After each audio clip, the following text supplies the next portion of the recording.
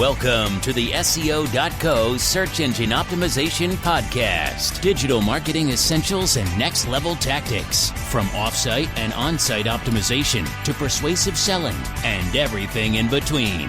You'll learn actionable tips on what it takes to outright and outrank your competition.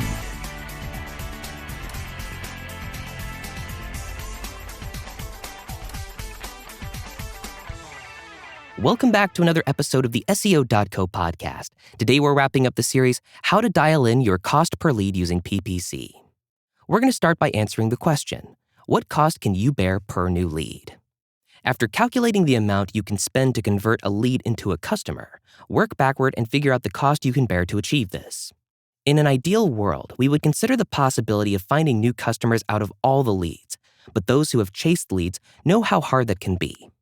Use the following formula to calculate the amount you can spend on every new lead. Monthly sales closed over monthly leads times profit of a customer, which equals maximum CPL.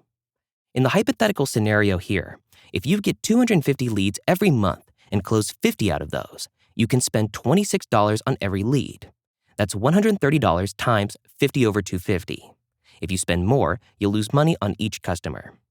In addition, running and tracking metrics on a remarketing campaign means bounce traffic may not yet be a complete loss to you.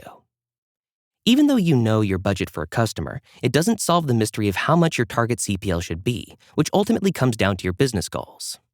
Understand what your ultimate goal is. Is it to make tremendous amounts of money or reel in potential investors by showing you can get customers? The target CPL for both cases will be different because you should be prepared to have some loss initially in the former case, so you can build a solid customer base.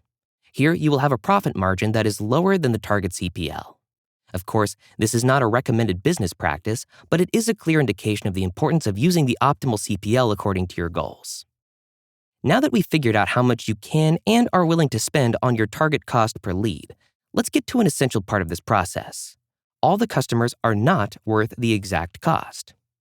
Using the average CLV to choose a target CPL is a great approach. But what happens when you find more valuable customers to your brand? In this case, you have to assess what the right CPL will be according to the different customer types. Let's look at the Acme Widgets case because they sell the best widgets and their average CLV is a whopping $24,000. If you use the previous hypothetical scenario calculations with the $24,000 mean LTV, a high acquisition cost per lead will be affordable to you. However, it helps to know what types of buyers you have.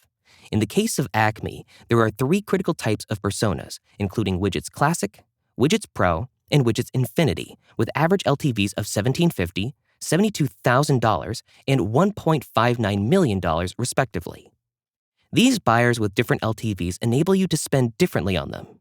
You can spend much more on Widgets Infinity leads than Widgets Classic on any day. Not only this, your entire marketing campaign varies with the different types, which you work on when you decide the optimal CPL. Compartmentalizing leads makes things simpler and enables you to spend wisely than choose some strict acquisition cost. For instance, Classic, Pro, and Infinity's acquisition costs are $1,000, $12,000, and $202,000 respectively. These different buyer personas help you understand the amount needed in turning a lead into a customer. It will allow you to be more strategic in your approach towards the right CPL.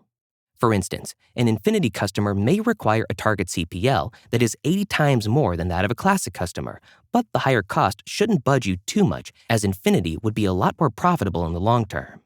If Acme Widgets would have stuck to an average figure to spend on every new lead, they probably would have closed most of the channels and ads that got them Infinity leads, which would be detrimental to their business.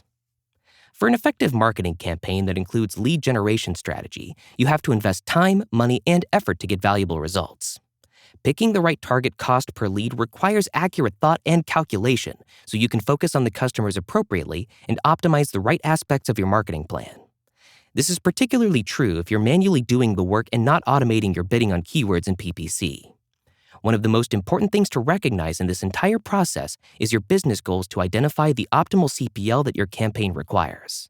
Additionally, you have to consider your customer base to make the right decision. Know the leads you want to focus on because not all of them are the same.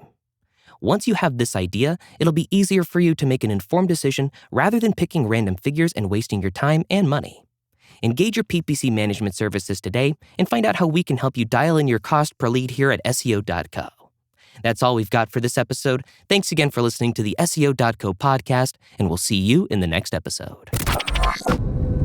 Thank you for joining us on the SEO.co podcast. We appreciate your time. Be sure to rate, review, and subscribe to the show, and visit SEO.co for more resources based on today's topic, as well as access to more podcast episodes to help you improve your site's long-term SEO success.